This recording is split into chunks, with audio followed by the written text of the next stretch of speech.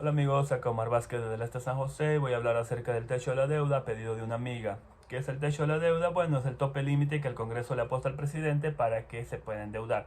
Pero esto termina siendo un saludo a la bandera porque cada año el presidente regresa al Congreso y pide que le incrementen la deuda. Y este parece un chiste porque todos los años lo escuchamos, nos meten el miedo y de una u otra forma terminan aprobándolo. El problema es de que cada año Estados Unidos ha tenido que seguir incrementando su deuda y hoy en día la deuda prácticamente de lo que iba subiendo de poquito así del 2008 para acá ha subido en picada hacia arriba, bueno, picada a la inversa, ¿no? O sea, ha subido pero para arriba derechito, ¿no? Casi derechito. Bueno, entonces, pero ¿por qué? ¿A qué se debe esto? Bueno, como dice Richard Ward, es que a Estados Unidos le sale caro mantener el capitalismo y es por eso que tiene que seguir endeudándose cada vez más. ¿Para qué? Pues para poder mantener el estilo de vida de Estados Unidos. Por ejemplo, y yo le diría también a eso, ¿no? No solamente mantener el capitalismo, sino mantener a la industria armamentística. Porque la industria armamentística convenció a tantos demócratas como republicanos que después de la Segunda Guerra Mundial, Estados Unidos se convirtió en una hegemonía política gracias a la guerra.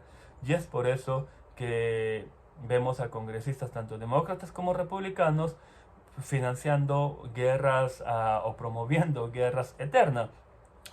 Dice la industria armamentística que es gracias a que la Segunda Guerra Mundial, generó una nueva industria donde generó trabajo directo e indirectamente, donde movió la economía, generó empleos, mucho dinero en exportaciones, pero sobre todo mucho dinero en los bolsillos de ambos políticos. Digo, en impuestos al país, quise decir, ¿no? Pero hasta cierto punto esto es verdad, ¿no? Porque después de la Segunda Guerra Mundial Estados Unidos queda como una hegemonía mundial. Pero eso es gracias a que la industria de los demás países quedaron destruidos. Y Japón, que era el único país con la industria intacta, antes de finalizar la guerra, Estados Unidos lamentó dos bombas nucleares en dos ciudades más industrializadas de Japón, Nagasaki e Hiroshima, ¿no? Pero también te evitan contar o no te cuentan de que Estados Unidos justo antes de la guerra estaba pasando por la Gran Depresión. O sea, y si no hubiera sido por las políticas socialistas de Franklin Roosevelt, Estados Unidos nunca hubiera salido de esa deuda que tenía. Estados Unidos tenía una gran deuda que para salir de esa deuda y evitar seguir endeudándose, prácticamente lo que hizo Roosevelt comenzó a pasar políticas socialistas, comunistas y sindicalistas, como por ejemplo el seguro social, el desempleo, subir el salario mínimo, cobrarle impuestos a la sobreganancia de los ricos, regular los bancos con el Glass-Steagall Act, o sea, y el Estado comenzar a ser un ente más activo en la sociedad y poder endeudarse para generar trabajo, porque el trabajo es lo que saca al país de la pobreza. Y lo que dicen hoy en día que no, que es el salario, subir el salario de los trabajos, es lo que crea inflación y lo que ocasiona que Estados Unidos se endeude más y está creando todo este problema, más inflación. Y no es así. En 1933 Roosevelt subió el salario mínimo y sacó al país de la pobreza. Entonces, de ahí nomás llega la Segunda Guerra Mundial y Estados Unidos estuvo preparado para la Segunda Guerra Mundial debido a todas estas políticas. Pero los capitalistas comenzaron a revertir todo esto, a quitar las regulaciones de los bancos, a otra vez a endeudar demasiado al país y estamos viendo otra vez lo que estamos viendo, como dice Richard Ward, porque sale caro mantener el capitalista, ¿no? Porque si vemos aquí en este libro, por ejemplo, ¿no? De The Runaway Inequality, aquí te pone esta gráfica que dibujé acá, para que mira, el trabajador, el salario del trabajador con la productividad iban de la mano. Ahora el trabajador produce más, pero gana menos, como podemos ver. O sea, un trabajador, como podemos ver ahí, lo que está ganando, el salario se ha mantenido plano, no ha subido. Sin embargo, podemos aquí ver el salario de un CEO de Wall Street es de 20.840.000, mientras que el CEO de un banco público de North Dakota, el único banco socialista que queda en Estados Unidos y está en el estado más republicano de Estados Unidos, en North Dakota, gana $261.000. O sea, tú me dices que estos no crean inflación. Y aquí tengo otra gráfica que les quería compartir. Y es esto que el 1% de la población tiene más del 30% de la riqueza, mientras que el 99% de la población tiene el 0.40%, ni siquiera la mitad de la riqueza del 1%, ni siquiera el 1%, ni el medio por ciento. Y me dices que si lo subimos a este el salario o la riqueza a esto, eso va a crear inflación y va a crear problemas de que Estados Unidos se tenga que endeudar. No, no es así.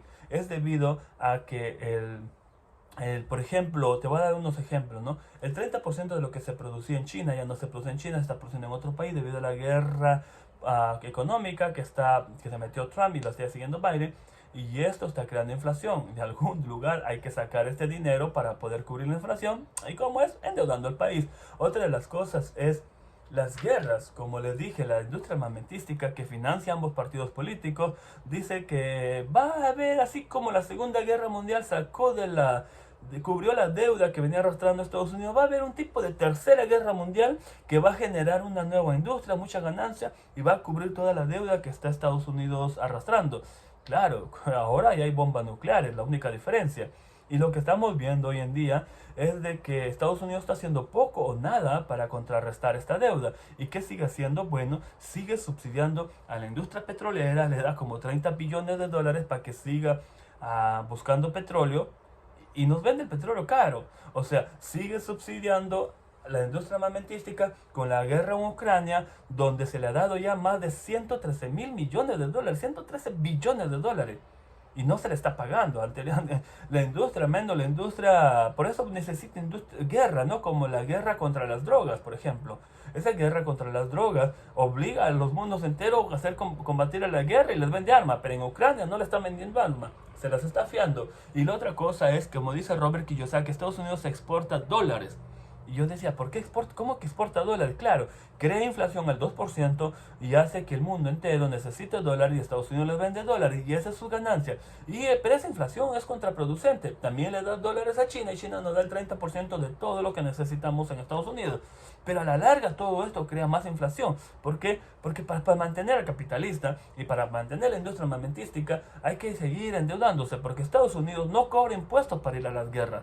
Lo mete en la deuda. Y después nuestros hijos lo seguirán pagando. Pero como dice Richard Wolff, siguen empujando la deuda cada vez más y más y más allá, que va a llegar un momento que vas a patear la lata y no se va a mover.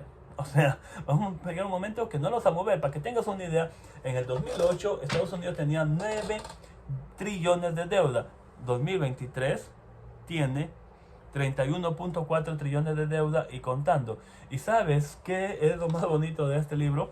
Es de que aquí te da la solución. Te dice cómo puedes evitar que el Estados Unidos se tenga que seguir endeudando. Y prácticamente dice, pues, volver a las políticas de Roosevelt. O sea, permitir el sindicato y los trabajadores, porque cuando tú permites que el trabajador tenga el mismo ganancia de lo que produce, pues el trabajador puede comprar lo que produce, ¿entiendes? Y esto mueve la economía, y al mover la economía generas trabajo, y al generar trabajo generas ingresos y generas riqueza. También dice cobrarles impuestos a la sobreganancia de los ricos, y hay una cosa muy interesante, dice que los CEOs no deberían de ganar más de 12 veces el salario mínimo. O sea que si los CEOs o los políticos o los congresistas quieren ganar más o los que donan su campaña quieren ganar más, tendrían que subir el salario mínimo. Y eso ayudaría a mover la economía de un país, ¿no? Y eso ayudaría a evitar de que toda la ganancia, toda la riqueza se quede en manos de ese 1% y que Estados Unidos tenga que imprimir más dinero para poder meter e inyectar economía o liquidez, como dicen, al mercado. Y también otra de las cosas, se acaba de aprobar o acaban de negociar Biden y McCarthy. Y no le recortaron ni un solo centavo a la industria armamentística, ni siquiera a la financiar a la industria petrolera. O sea, no recortaron el dinero que más les está chupando la sangre al gobierno de Estados Unidos. ¿Y sabes qué es lo que quieren los republicanos? Quieren que se recorte, ese es el sueño húmedo de los republicanos, quieren que se recorte el Social Security, el Medical, el Medicaid y programas de la gente. Porque dicen que la gente somos los que creamos inflación. Y ya vemos lo poquito que nos dejan aquí, ¿no? De ganancia a la gente. Bueno amigos, eso es todo. Espero les haya gustado el video. Como ya saben, los problemas de la deuda siguen cada año creciendo. Va a volver el siguiente año. Estados Unidos se va a tener que endeudar más porque no está tomando las medidas o las políticas. Porque los políticos necesitan reelegirse. Así es de que necesitan favorecer a los ricos, no cobrándoles impuestos. Y esto a la larga va a terminar creando más problemas porque hoy en día estamos viendo la desdolarización del mundo. Y no solamente la desdolarización de los BRICS, sino de también estadounidenses que están comprando oro y deshaciéndose de los dólares. Y ahora con el Bitcoin y muchas cosas, y si se sigue endeudando Estados Unidos, va a llegar un momento en el que vas a patear la lata y no se va a mover.